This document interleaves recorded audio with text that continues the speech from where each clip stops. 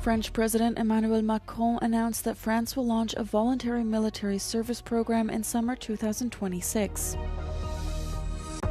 After years of deadlock, EU member states agreed on a common position concerning the controversial child sexual abuse protection law, known as the CSA regulation.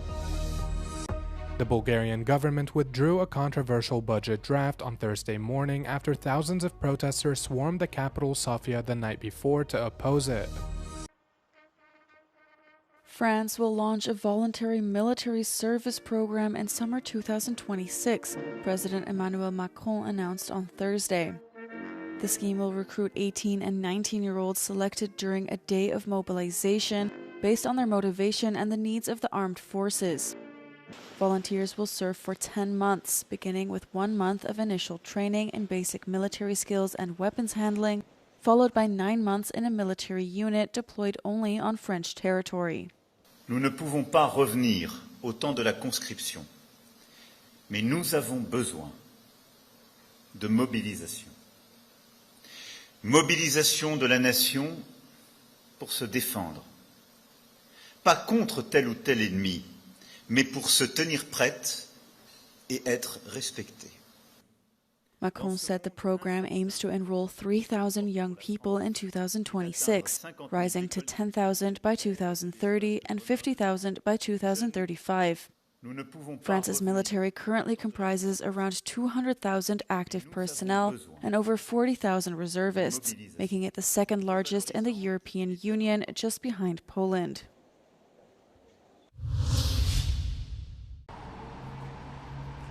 French authorities have detained 3 people for allegedly working for Russian security services while pretending to run a humanitarian organization. The trio are also accused of economic espionage. The suspects are linked to the SOS Donbass Association, which presents itself as a humanitarian aid organization. Its website provides ready-to-print posters with the slogan, "Russia is not my enemy."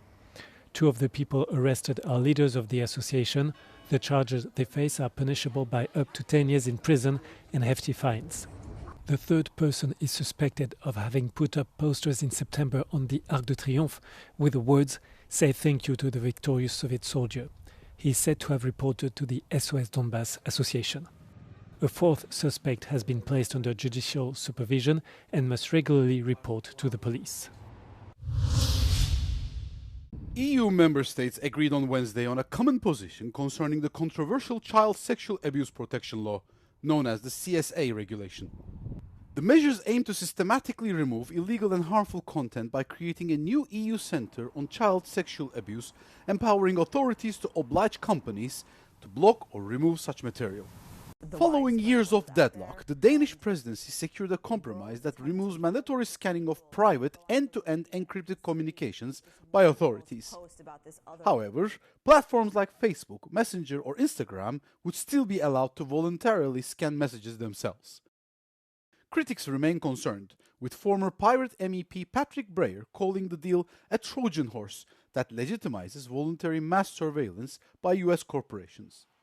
There are also fears that the proposed age verification system using ID cards or facial recognition could endanger online privacy. Negotiations between the European Parliament, Commission and Council are now set to begin in 2026.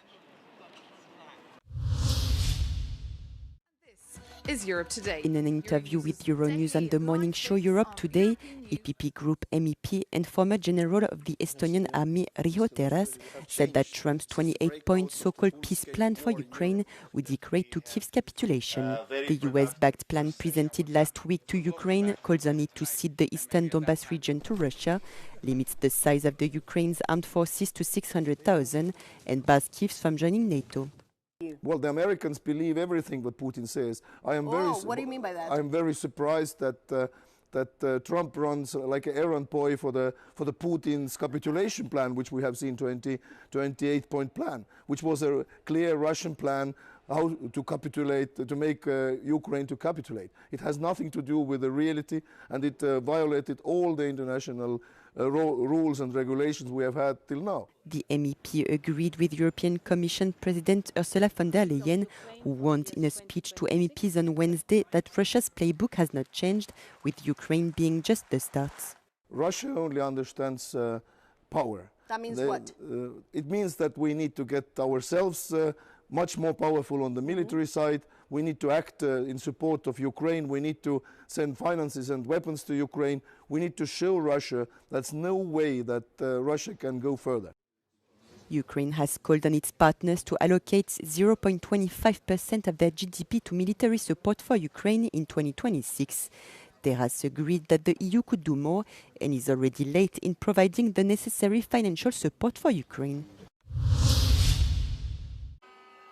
A controversial new budget draft was withdrawn on Thursday morning after thousands of protesters took to the streets of Sofia to oppose it the night before. The government had proposed to increase social security contributions and double dividend taxes in an ambitious new budget, which would have set a new spending record at around 46% of GDP, as well as dramatically increase public debt. Wednesday evening's rally was organized by the opposition coalition and is estimated to have drawn around 20,000 people. Protesters gathered outside the National Assembly building, where lawmakers convened to examine the proposed budget. They formed a massive human chain around the Parliament building in an effort to block all exit and prevent MPs from leaving the premises. Police say the protests, which were declared as peaceful, quickly escalated and turned violent, announcing that 3 police officers were injured. Authorities say some protesters threw firecrackers and glass bottles at deployed officers and attempted to overturn a police van. The protest came ahead of a final parliamentary vote to gain approval, and just a few weeks before the Balkan nation is set to enter the Eurozone.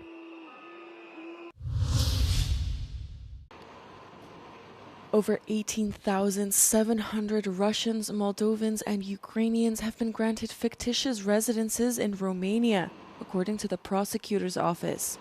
Among them are Russians suspected of having been army officers or of having business connections to the Kremlin. Vorbim despre un dosar care vizează infracțiunile de fals informatic comis de către funcționari publici din Suceava, respectiv uz de fals și complicitate la fals informatic de către beneficiarii documentelor de identitate. In the most serious case, fictitious residences in the names of 10,000 citizens from Russia, Ukraine, and Moldova were discovered in a city in Romania's northeast last November. To obtain a Romanian identity document, a foreigner needs a citizenship certificate issued by the National Citizenship Authority and a birth certificate translated into Romanian, or a marriage certificate. Procedures for the latter were also carried out in Bucharest. Exista un val de solicitări care efectiv aproape că blocau instituția. Foreign citizens often never even arrived in Romania, according to sources involved in the investigation. They received their identity cards through intermediaries.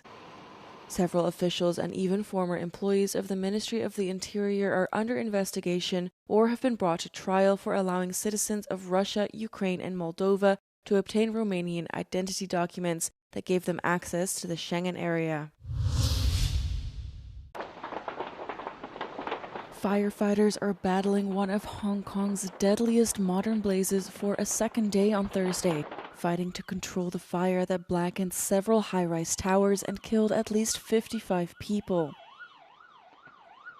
The fire that started on Wednesday afternoon had spread across 7 of the complex's 8 buildings. The city's fire services said that the blazes in 4 of the towers were under control by Thursday morning. 700 people were evacuated from the buildings, but hundreds remained missing on Thursday morning as firefighters continued rescue efforts.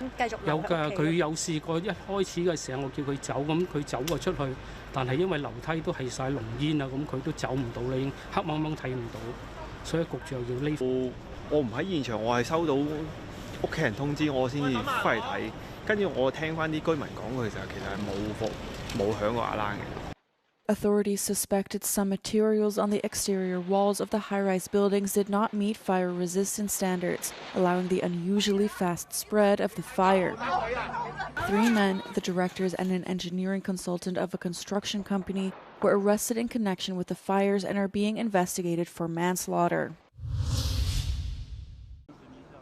2 U.S. National Guard troops were shot and critically injured in Washington, D.C. late on Wednesday, roughly 2 blocks from the White House, in what officials say was a targeted attack.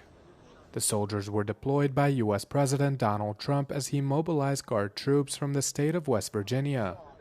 Authorities have apprehended a 29-year-old Afghan national who arrived to the U.S. in September 2021 under former President Joe Biden. In fiery remarks, Trump said all Afghans who entered the country under the Biden administration will be re-examined and potentially removed, with the same applying to foreigners whom he said do not belong in the U.S. We're not going to put up with these kind of assaults on law and order by people who shouldn't even be in our country. We must now re-examine every single alien who has entered our country from Afghanistan under Biden, and we must take all necessary measures to ensure the removal of any alien from any country who does not belong here or add benefit to our country. If they can't love our country, we don't want them. America will never bend and never yield in the face of terror. Trump announced that he had ordered Defense Secretary Pete Hegseth to deploy an additional 500 National Guardsmen to Washington to bolster security.